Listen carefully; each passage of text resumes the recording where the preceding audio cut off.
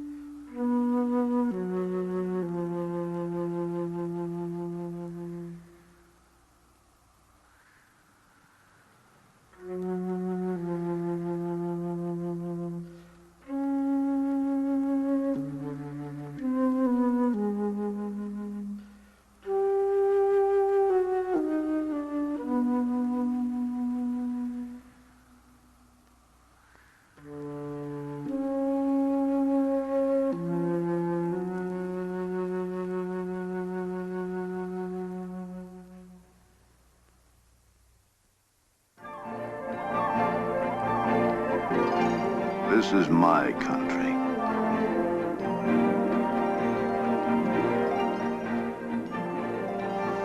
I've spent all my life in areas like this, as close to the animals as a man can get.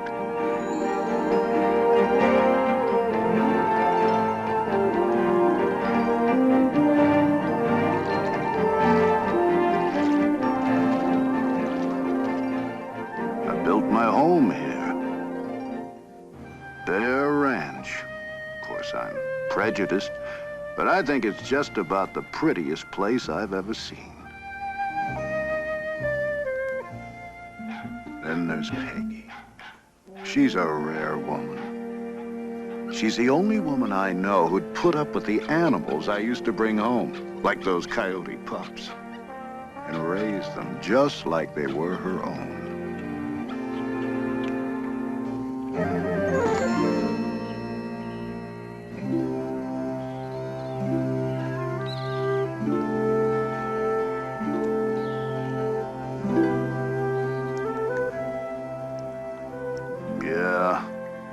We've shared more ups and downs than there are in the high Sierras. Those were good days, simple, clear-cut. You see, I'm a tracker, and believe me, I'm the last of a vanishing breed. I know tracks, like the FBI knows fingerprints. I specialized in renegades, killers of livestock, and sometimes people. I didn't kill for sport. I went after the right animals so innocent ones might be spared.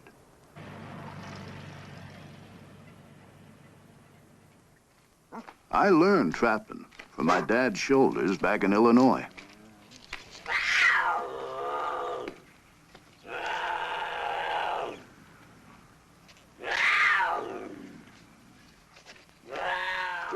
Since that time, I've worked for the government, territories, sheriff's office, federal game warden. When they had a renegade, they knew who to call.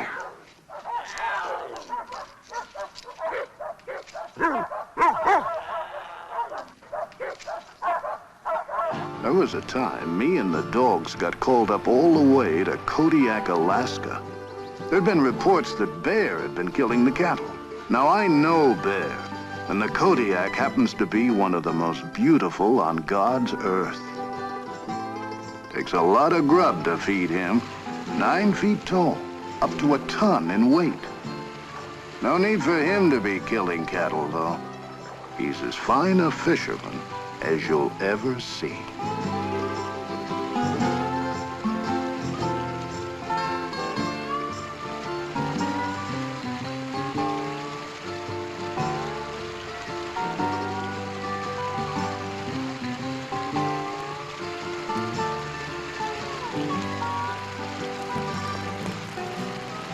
The ranchers were getting $5,000 bounties on these so-called cow killers.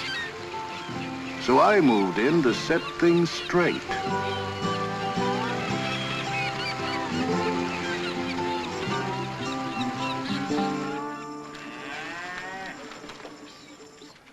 I met a rancher who said it ain't Kodiak killing my cattle. I'd finally found someone I could talk to. He said, Bigfoot. Straight-faced as could be. He said Bigfoot's been killing my cattle. Bigfoot? I checked the carcass and saw the cow had died naturally. The bears just fed on its remains. Found out after the grass was waterlogged. Not enough protein. Cattle died of malnutrition. Kodiak? Bigfoot? People always want their questions answered in such neatly wrapped little packages. Oh, I'd heard about Bigfoot. Some abominable snowman who'd wandered across the Bering Strait before the Ice Age. I couldn't believe a grown man would tell me a Bigfoot was killing his cattle. What a bunch of hogwash.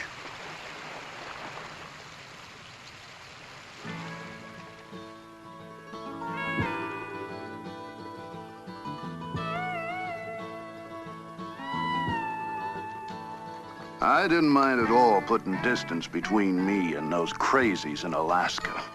And it felt good to be with some sensible folks like Peggy's brother. And Arizona University wanted us to track down a javelina hog for research. It's a small critter, but vicious.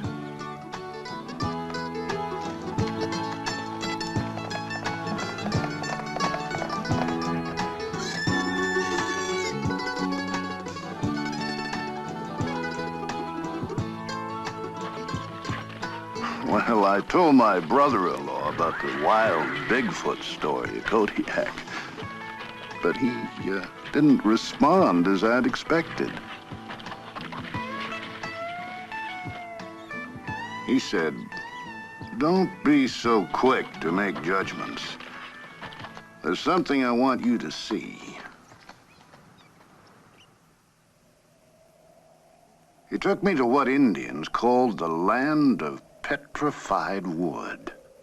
There, carved in rock, were drawings of a creature with big hands and big feet, exactly as I had heard Bigfoot described. The drawings were 700 years old. They told how creatures the Indians called stickmen had come in the night and stolen the Indian children. The Indians abandoned the village in fear.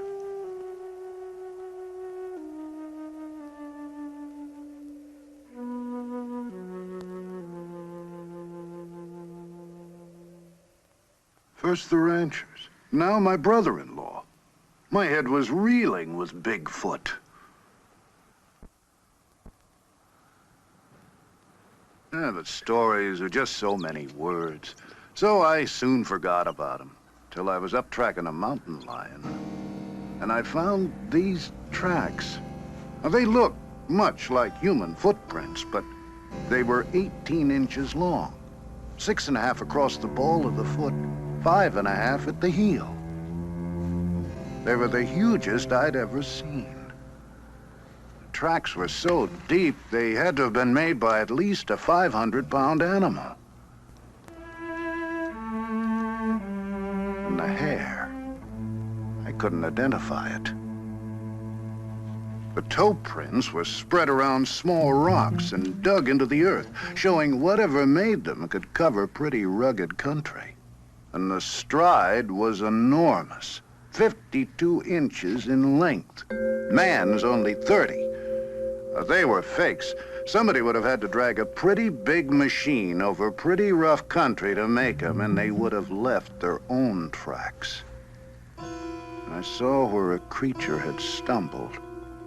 There was a handprint, but no sign of claws.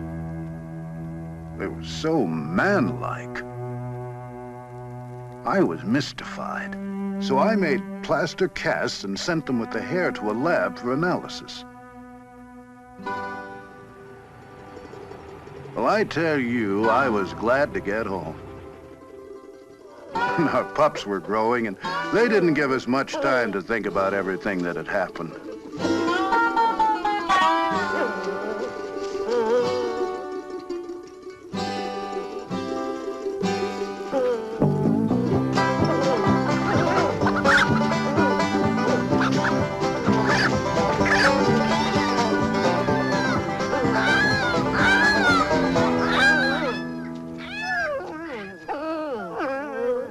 I was called to chase a renegade bear up north. This time, I wasn't so eager to return to the mountains. Tests had shown the hair samples and tracks couldn't be matched with any known animal. I was uncomfortable. The animals were even acting strange.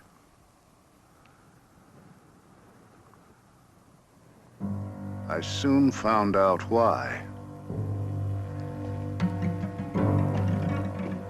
I found the bear I was looking for, but not in the condition I expected. Another track, just as I'd seen on the mountain. And there, between its teeth, the hair. I was astounded. A 600-pound bear that had stood 8 feet tall, lying by the side of the creek with its neck broken.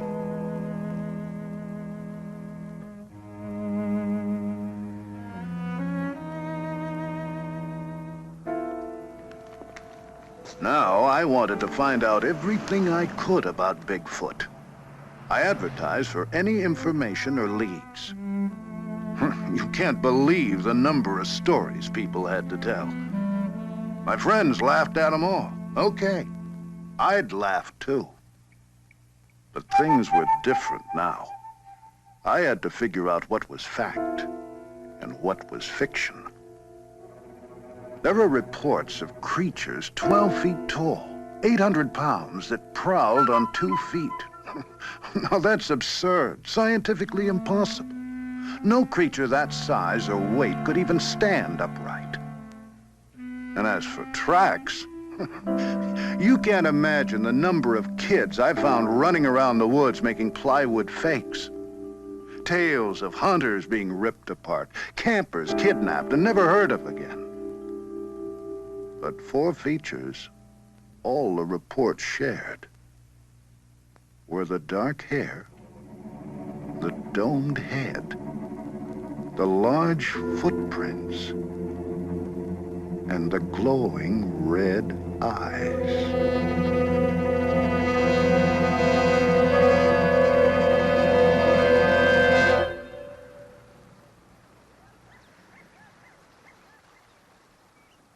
Nature's my home. How could some missing link be wandering around up here without me knowing it?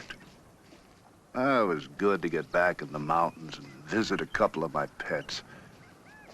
I tried not to think about Bigfoot, but it was tough to shake. It wasn't 2 minutes before my friend had vanished in the wood.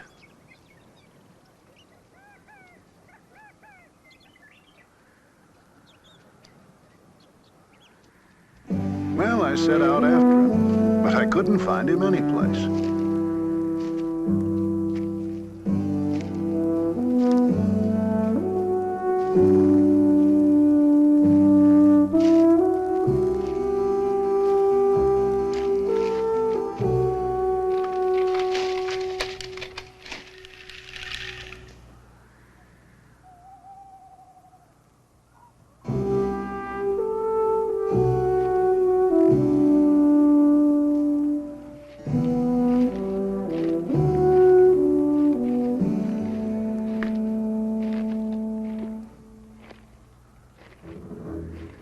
I came to a bridge, and there beside it, another track.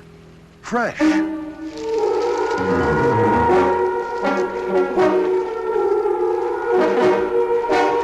My legs were moving before I realized what I was doing. I couldn't believe what I'd seen. I had to get a closer look.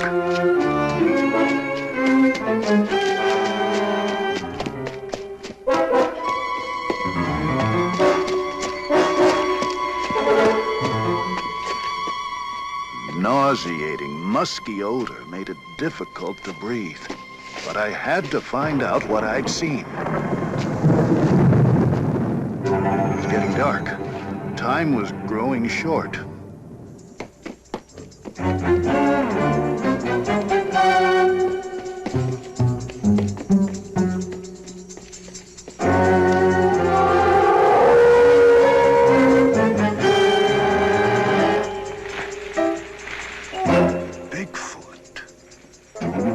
I'd seen Bigfoot.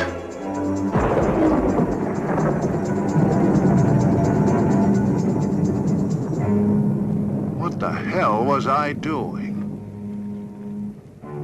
I was here alone, without a rifle, without anyone knowing where to find me. With a 500-pound, 8-foot-tall, vicious creature. I had to get out of here, get some help.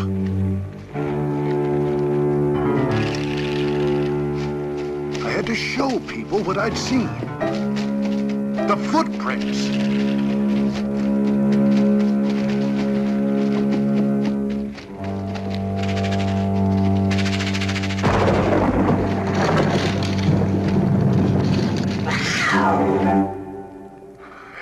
Just the cat.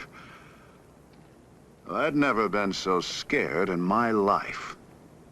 But my friends couldn't laugh now. Wait till they saw the tracks.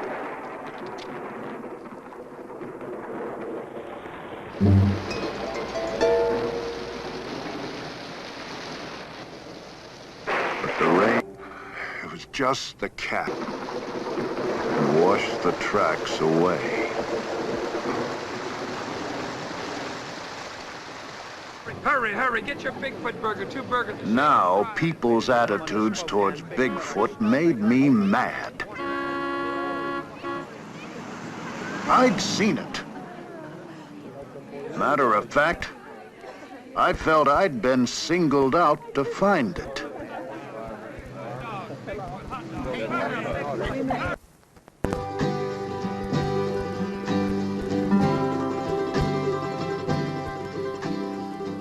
Where do you begin?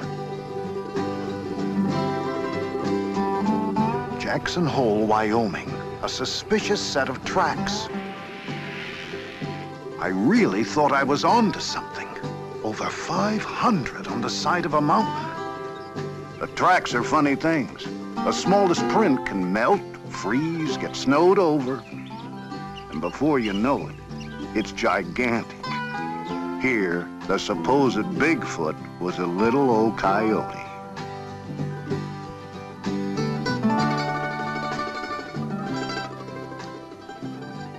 The redwoods, an endless source of sightings.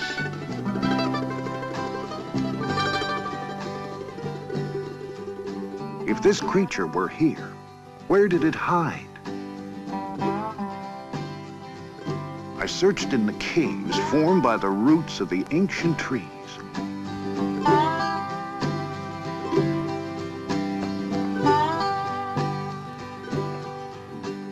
Here were perfect shelters, large, dark, secluded, hideaways to recover from injuries.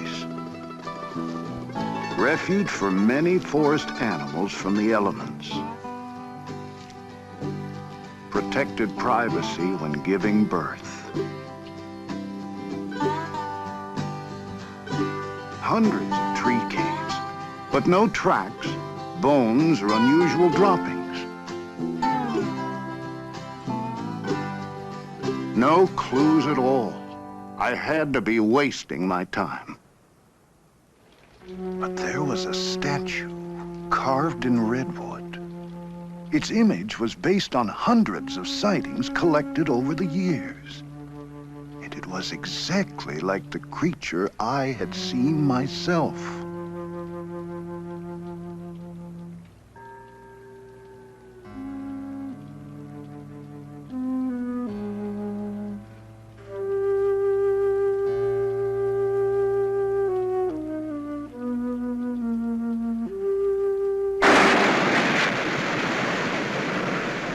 Oregon coast. Reports of Bigfoot feeding during the run of the nightfish. The shore was secluded. Food was plentiful. It seemed a perfect place for the secretive Bigfoot.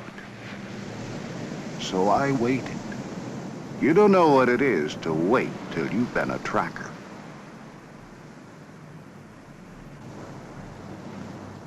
Finally, a gull came with the first sign of the run. And right behind it, you've never seen so many fishermen.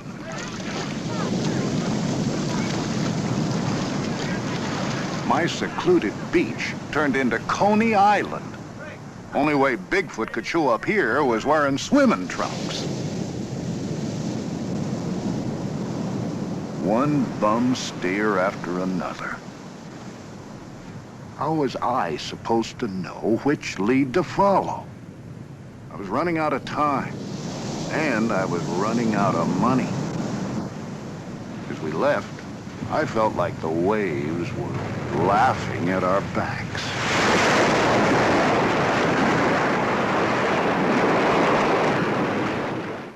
Then came our hottest tip yet. We couldn't turn it down. Snowbird warned us of an upcoming storm, but I was too excited and ignored it. The area was rich with wildlife. And why not Bigfoot? Plenty of food, plenty of cover. This time, remote from man. There it was. My efforts had paid off. And this time, I was ready for it. I wasn't ready to find out it was just a bear staying up past its winter bedtime. What was happening to me? Any Boy Scout knows how people's eyes play tricks on them in the woods. I was like a gun-happy hunter that makes a 10-foot grizz out of a charred old tree stump. Even the snowbird was laughing. And why shouldn't it? Here I was, a grown man running around the woods chasing some fairy tale. I felt like a fool. Well, I was out of patience, and I was out of money. So I took a job up in the wilderness around Bossburg, Washington. Had to photograph a cinnamon bear in its natural habitat. You want a bear? Here's a bear. Piece of cake. I always got what I said after. Except Bigfoot. Then I saw it. A deformed version of the track I'd seen so often.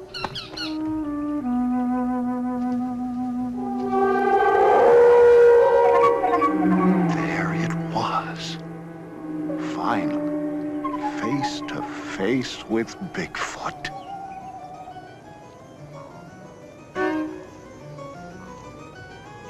Here was the domed head, just as others had described it. The thick, dark fur to protect it from extremes of weather and allow it to pass unnoticed in the night.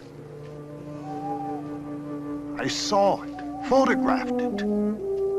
But scientists challenged my film. Yet it stood up under every conceivable test. Some revealed rugged terrain as the cause of the skinned heels, polio as the cause of the limp. But my documented evidence wasn't good enough for the experts. Experts who still asked, how could such a creature survive? Where does it live? Show us its remains. What does it eat? Experts who challenged my word but claimed credit for my film and profited by it on lecture circuits. Well, I didn't care for these people. But I was haunted by their questions. What an experience.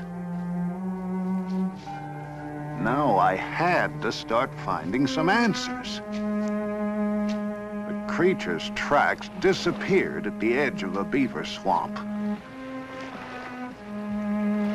Only sign of animal life was the geese migrating north for the summer. I wanted the satisfaction of bringing back unchallengeable proof. Still, where to begin? I found several other creatures had passed through the area, all heading north. Could Bigfoot be a migratory animal? I plotted all the reliable reports.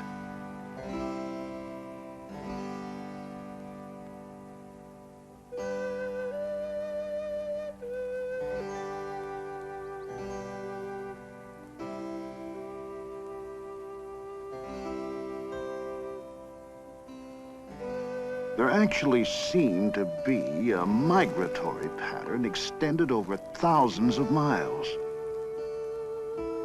If this were true, I'd have some means of predicting the creature's movements and a good chance to find some answers to my questions. Bigfoot always stayed in very rocky mountains and isolated terrain. The greatest number of sightings, and the only ones of the Bigfoot young, were in summer, above the Arctic Circle. Could that be where Bigfoot migrated to breed? If I move rapidly, I might find a clue before season's end.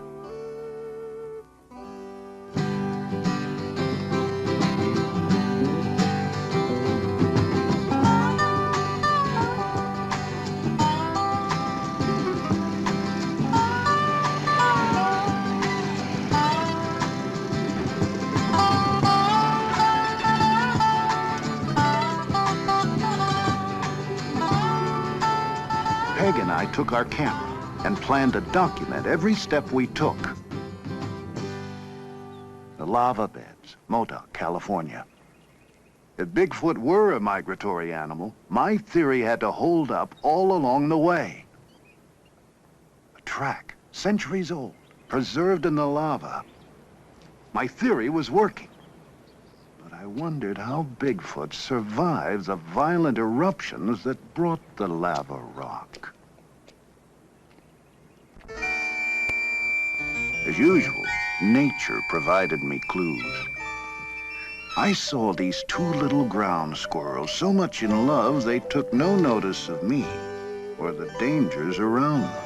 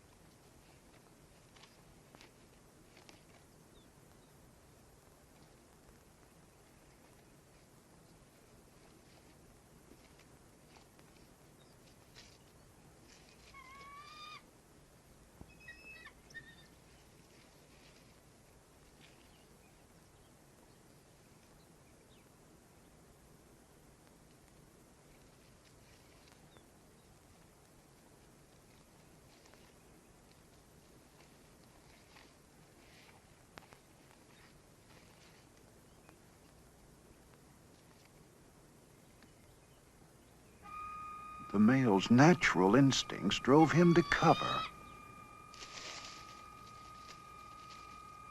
These same instincts started up in the wounded squirrel.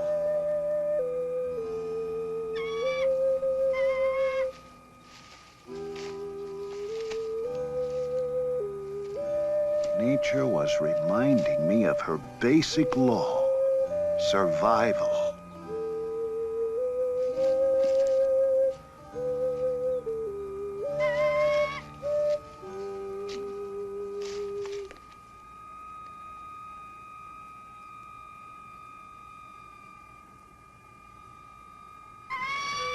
This same will to survive must have somehow kept Bigfoot going throughout all these years. But where did the creature go if it were injured? The caves, Mount Lassen.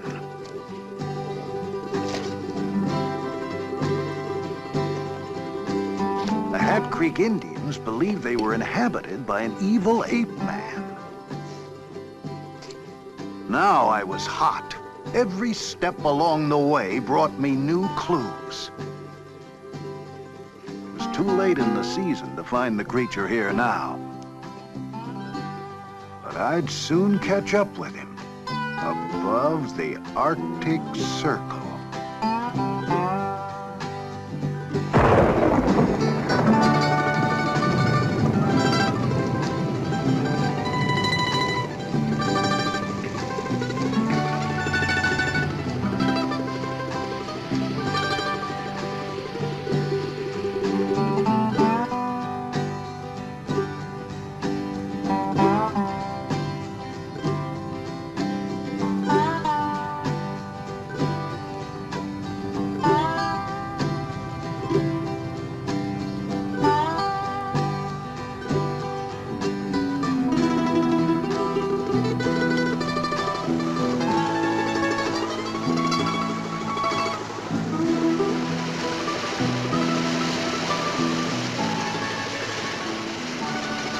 Peg and I found the people up north different. They encouraged me, took my search seriously. Like the lumberjacks, mountain men, like myself. The first into the midst of the wilderness, which meant first with stories of Bigfoot. Most of their sightings came at the time of year I'd anticipated.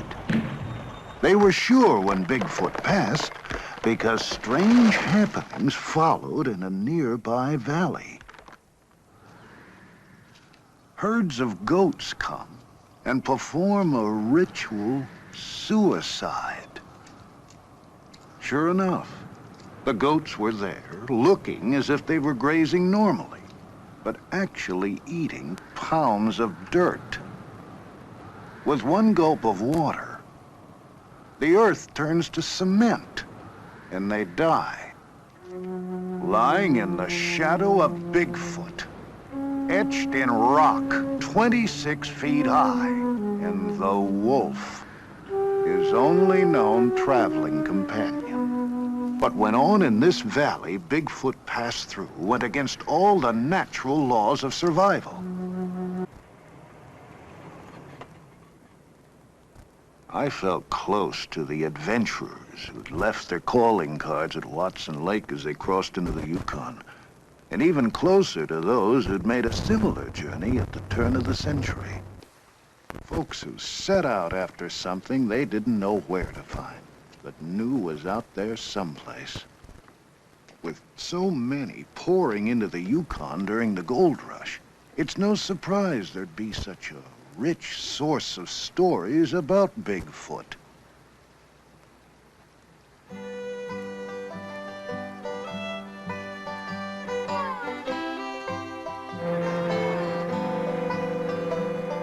For the first time in my life, I understood what made people like that tick. It's more than gold. I guess we all need a frontier to explore. Don't necessarily have to go off into it. Just makes you feel kinda good knowing it's there. Thousands of these people came from everywhere.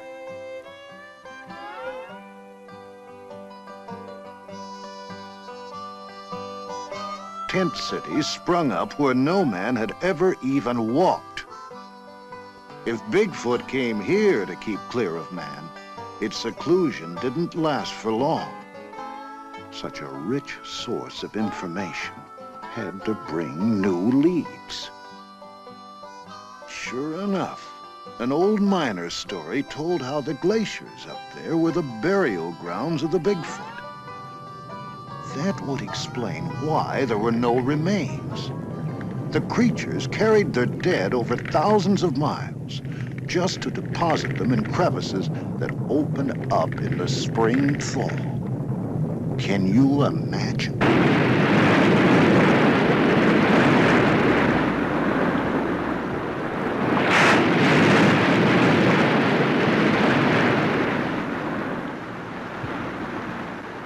I went there searching for some remains. I did find tracks, so I had to be close.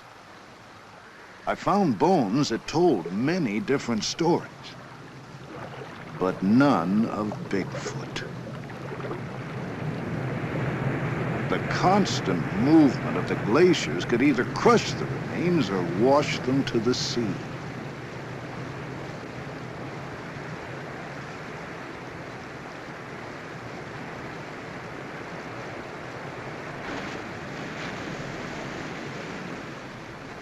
Burial grounds of the Bigfoot. I thought of the people who were the source of these stories. Their friends called them crazy, and some of them might have been. But you wouldn't believe the extremes they went to for their fortunes, romance, and the unexplored.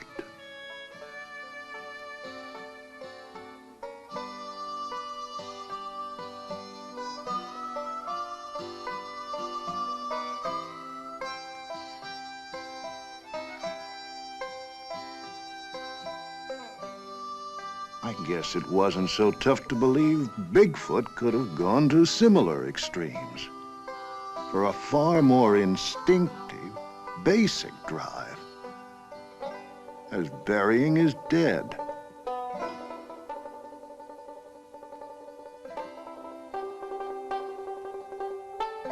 So many questions.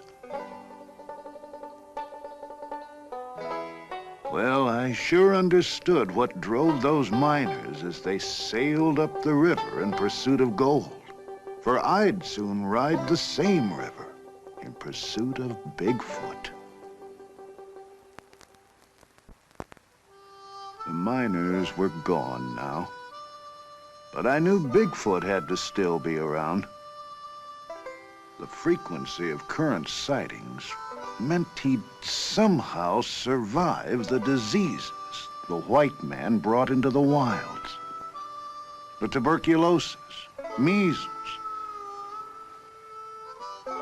that wiped out whole tribes of Indians and Eskimos.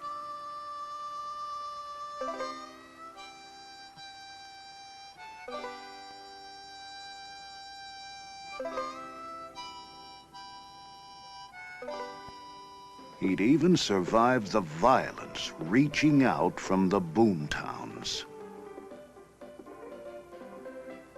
Now I understood why Bigfoot steered clear of man. He had to, in order to survive. However vicious the creature might be, I gained a lot of respect for the elusive Bigfoot and its ability to endure. But if we were to find it, we'd have to get to the furthest outpost of civilization.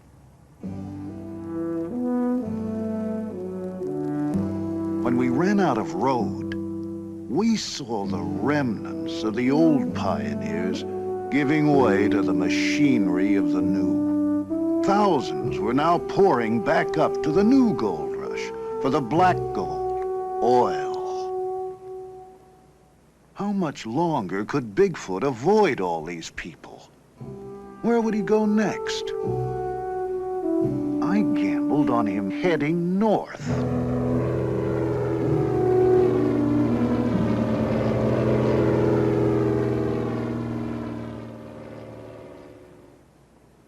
Well, traveling had been tough, so we treated ourselves to the fanciest hotel in town.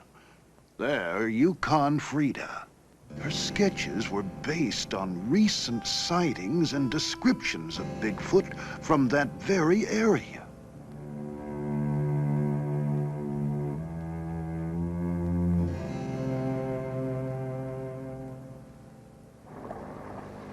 As we started our journey up the river, I thought of the statues and drawings I'd seen in Arizona, California, Oregon, Washington, British Columbia, the Yukon, and now above the Arctic Circle. All of them resembling the very creature I saw myself. They were too similar, over too vast an area to be coincidental. But these images weren't good enough for the experts below. I still had a lot of questions to answer. There were no grocery stores up here, so we ate off the land or purchased fish from the Eskimos. I knew I could get my answers from these people, 'cause stories of Bigfoot were as plentiful as the food. One man told of the strange day his mother died. In a cabin like this, family and friends gathered to await the passing of her spirit. That night, they heard a soft scratch at the door. There was Bigfoot, chanting in a strange tongue. Everyone was terrified. The spirit of his mother was speaking through the voice of Bigfoot. They must abandon their homes, which they did. The next day, an ice floe changed the river, and waters now flow where the village once stood. I asked to see this area, hoping for a sign of Bigfoot. The man said, if you wish to see the king of the animals, he breeds in the mating grounds of the Alaskan moose.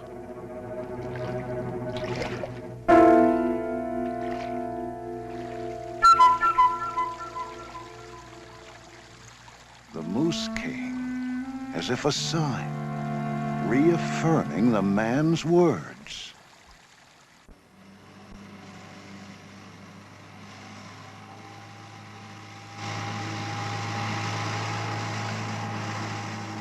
Up the river by a salmon wheel, a lone Eskimo greeted us with the words, "Bigfoot is not here." How did he know what we were after? He told a tale about a trapper who killed a creature in the early 40s, bringing the wrath of Bigfoot down upon his people.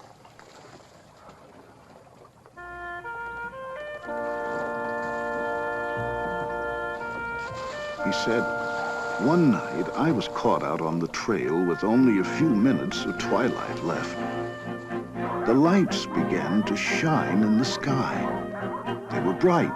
Traveling was good. Then the snow turned red. To the north, south, east, and west, rivers of blood flowed across the sky and down into the snows. It seemed to be the last day of the world.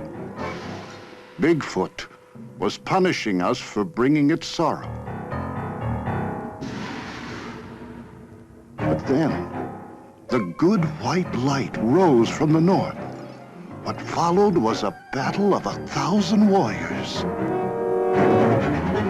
The white light was the spirit of Bigfoot, left to die by the trapper. It returned in the form of a white raven to protect us from the red wrath of its grieving brothers. If you travel the river, you may see him. And if you do, he will bring you luck.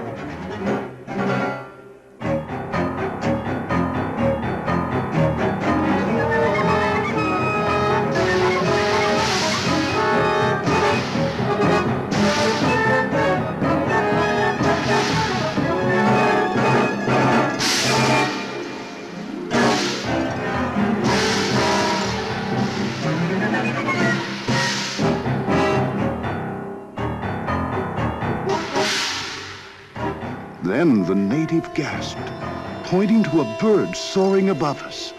The legendary white raven. The fisherman said, "Bigfoot smiles upon you. You will bring word of him to the people below."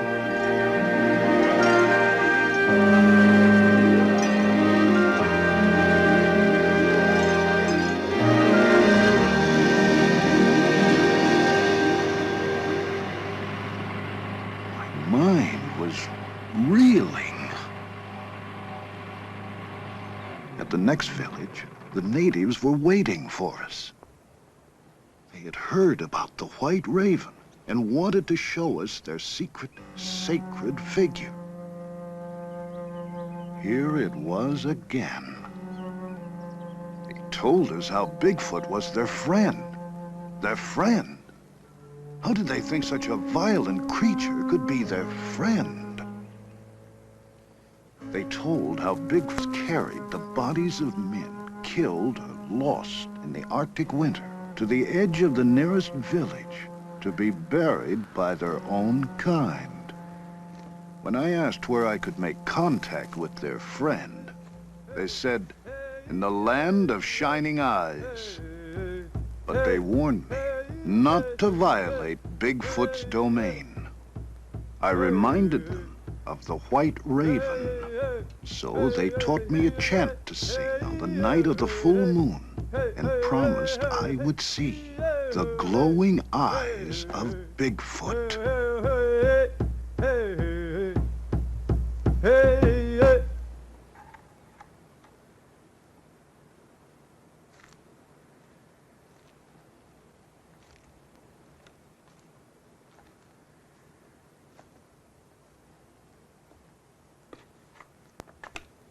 Well, I wasn't going to have a thing to do with any chanting. So I set up walkie-talkies 300 yards from the tent to monitor any movements on the tundra during the night. At the first sound, I'd have a jump on the creature.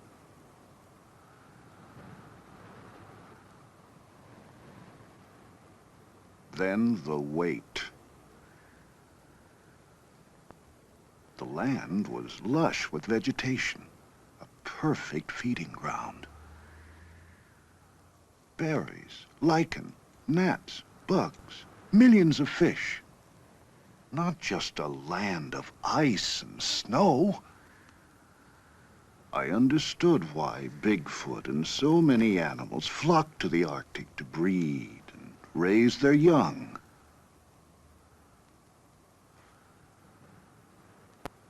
But this land was strangely silent. Where were the animals?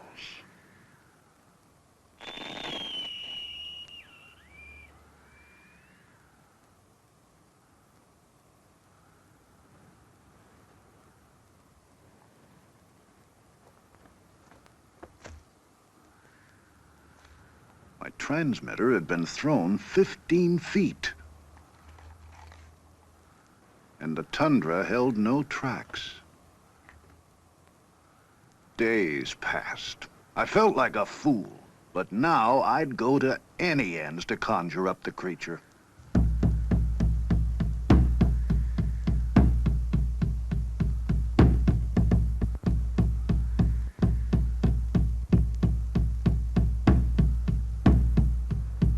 Soon Peg saw what she thought were two car lights approaching.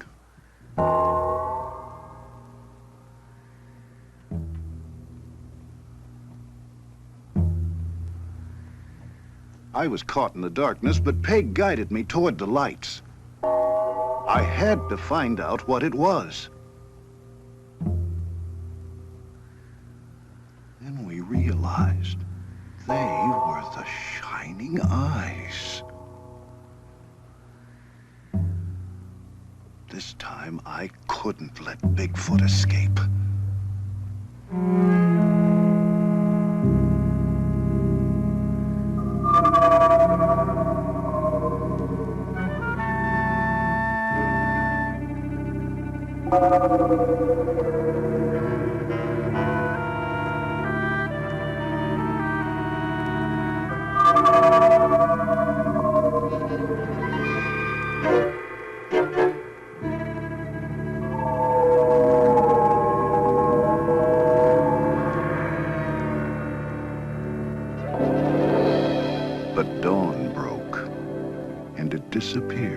behind a rainbow.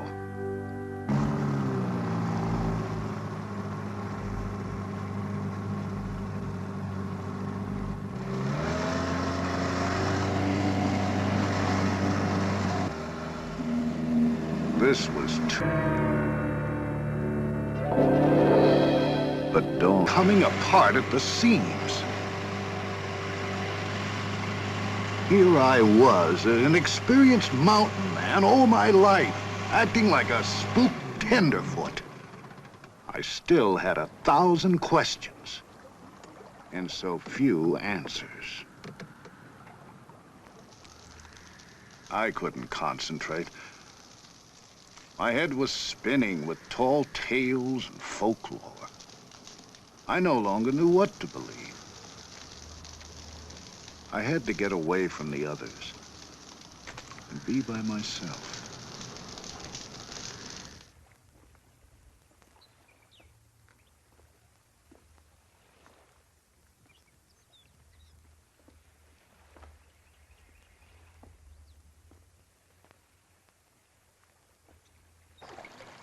There were the salmon, back after 10 years of living in the sea, to spawn in the exact place of their birth, and then to die. They reminded me of those I'd seen at Kodiak in the days when I was a pure tracker, stuck to nature's signs and wasn't so confused with all the legends and stories of man.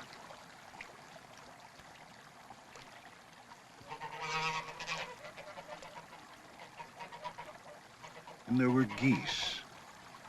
My first clue to Bigfoot's migratory pattern.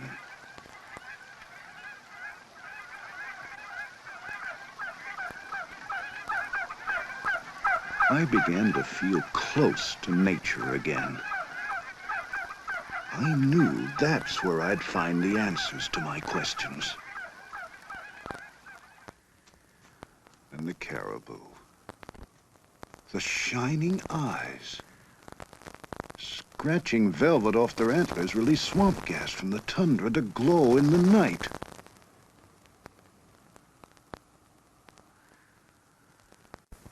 Saw what must have been the monarch of the North. I was terrified. It could crush the likes of me with one swoop. But it was the most magnificent animal I think I've ever seen. He didn't seem to notice me as he made a clearing. He sharpened his horns as if to prepare for combat. I thought he'd come for me now. Instead, he dug a pit and marked it with his scent.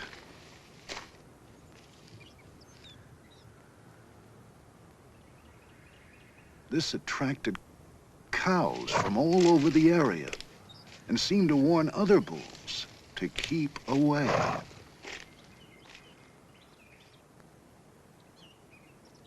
The cows declared themselves his by covering themselves with his scent.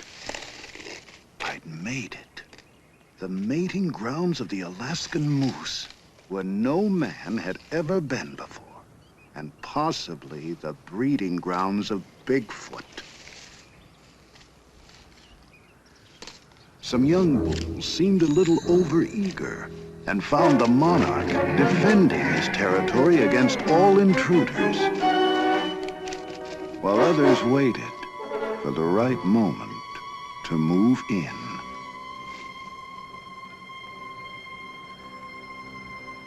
Then he saw me. But luckily, a match for the monarch challenged him for his cows and territory.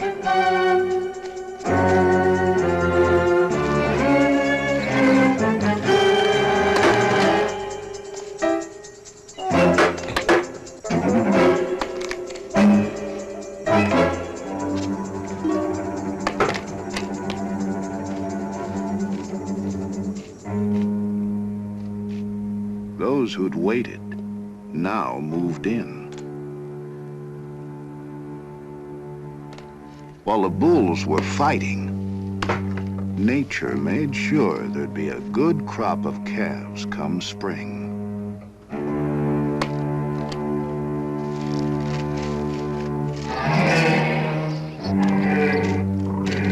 Finally, the monarch triumphed. Now, too preoccupied to give any notice to me, he gathered his cows. And according to the law of nature, the strongest began to breed.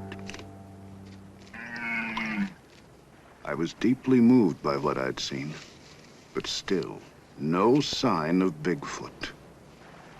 The salmon lay dying in the streams, signaling the end of the breeding season. Time was running out, so we took to the air.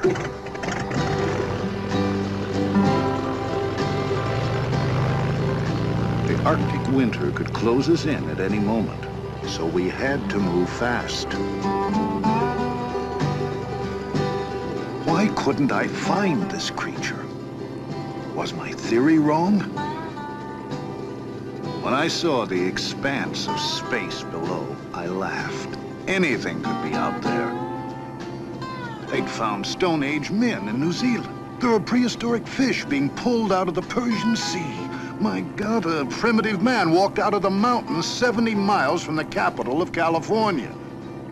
There's so much territory yet to be explored. We found undiscovered wrecks of men who tried to break into this wilderness and were never heard of again. I couldn't think of the risks. Everything I believed in was on the line.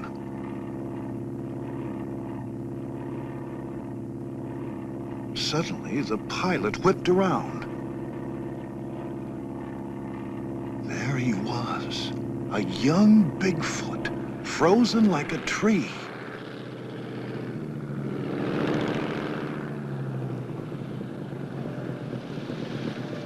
We raced back to the river, but he slipped away. Seeing the young Bigfoot confirmed my theory. I could now roughly predict the creature's movements. The crew celebrated the sighting, but it wasn't enough for me. I knew I needed to document Bigfoot's habits. The young Bigfoot's tracks led me from the river to a lush meadow. He'd passed through a herd of grazing muskox. I wondered what Bigfoot fed on. Maybe he ate vegetation too. Or fish. I'd seen him by a river. Of course, he could have been cleaning himself. Or drinking. Of course, he could be a predator. One of these oxen had last him half the winter. Bigfoot's behavior still held many mysteries. But now it was just a matter of time before I solved them. Sun up. Yeah, early sun. Let's see if we get the ball. Winter now closed down on us in earnest. We were forced to move south, just like the animals.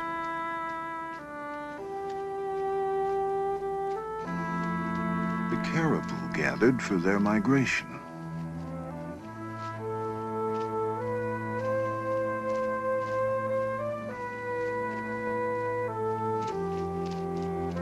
They'd be the source of food for all the meat-eating animals that followed.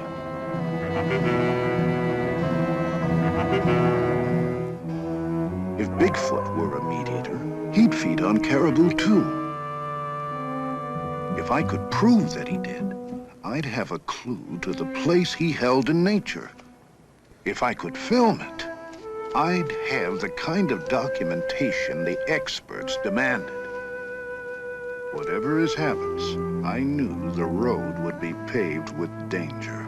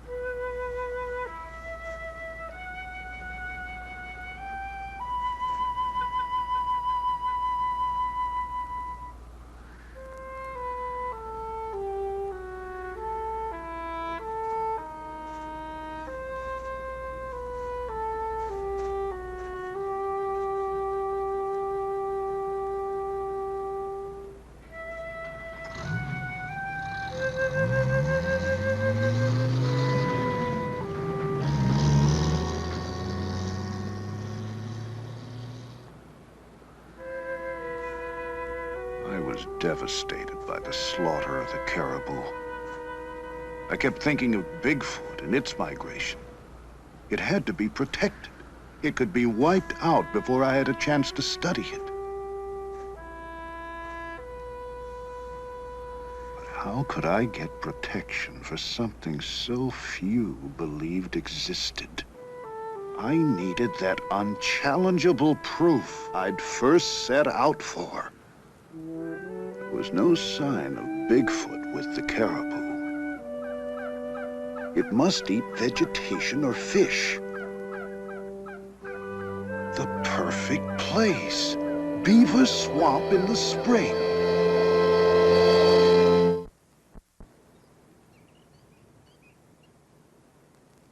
I got there early and planned to stay as long as I could. I used every trick I learned over my years as a trapper and carefully covered my scent with ammonia. Beaver Swamp. The geese. If my theory was right, Bigfoot would follow shortly. I searched for the perfect place to set up a blind. When I found it, I moved in and set up my cameras. Day after day, I waited and soon grew jealous of the other animals' freedom. I was stiff, chilled to the bone, but I was determined not to make a move that might warn Bigfoot of my presence.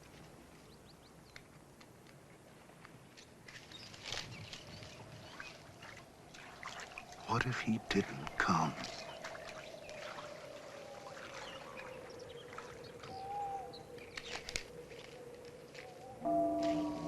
Then a movement in the woods. The sun hadn't come up yet. It was hard to make out what I'd seen at first.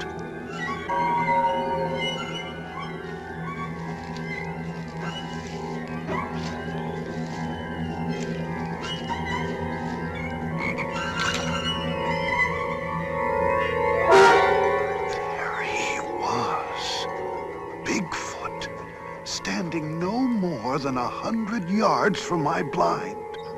I began to shake all over.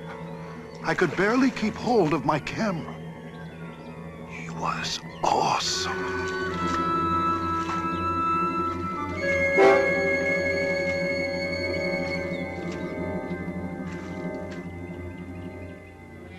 Then, behind me, another one, smaller, possibly younger. How many of them were there? Was I surrounded? They were the most extraordinary creatures I'd ever seen. I now knew why the Eskimos called Bigfoot the king of the animals. The older, larger one was 7 feet tall, 450 to 500 pounds. His domed head and long dark hair, just like the other creatures I'd seen. His odor was overwhelming. The same thick, musky scent that first led me to Bigfoot so long ago. The young one was no more than 5.5 feet tall, 250 pounds. If my guess was right, probably on its first trip away from its northern breeding grounds. He'd probably never seen a man before. If he saw me, he could panic and attack. Then I looked around and realized the other animals were carrying on normally. If danger was around, they would have fled.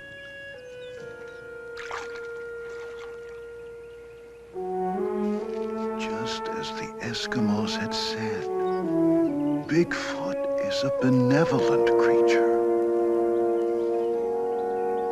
It doesn't even attack or feed on other animals. It seems to eat only vegetation or sometimes fish.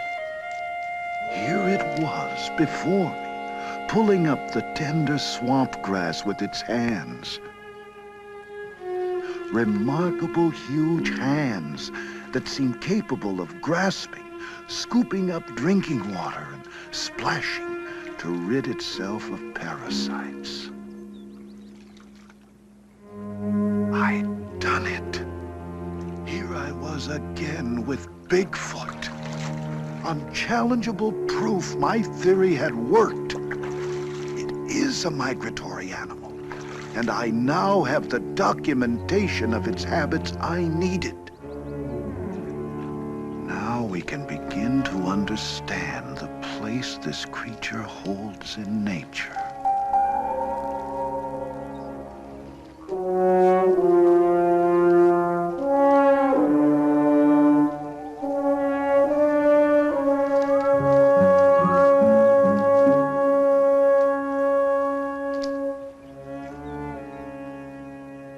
A raccoon came out to start his day's hunting. I knew the nocturnal Bigfoot would soon return to the cover of the forest.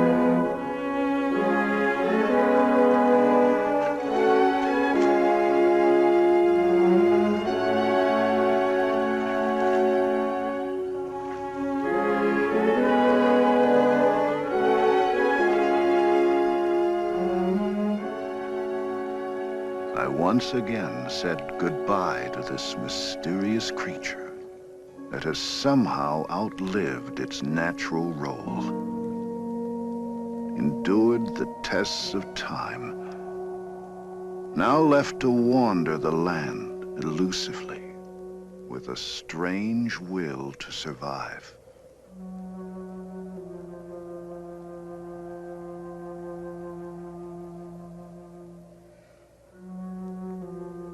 I still have plenty of questions, and I'll continue my search for the answers now. But I assure you, I'll no longer get so caught up in the problems of my research that I'll lose touch with the wonders it reveals.